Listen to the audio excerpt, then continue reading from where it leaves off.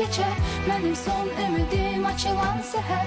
Senin ellerin benim elimden ayrılarak o.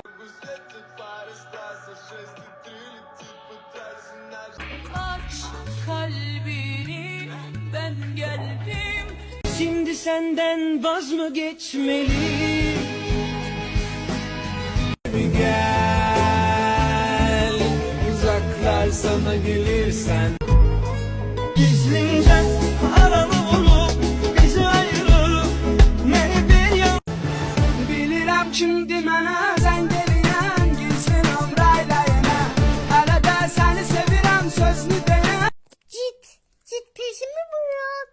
Senin aşkın bana bir tuzak. Sen çağırsan sevgilim kaça kaça gelirim. Sevincinden uçarak uçarak. Aşk ne demek? Aşktan yanmak ne demek?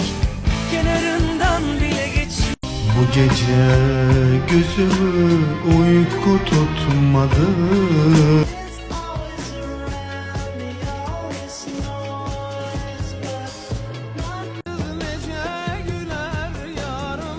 Hasretten üzüler yarım.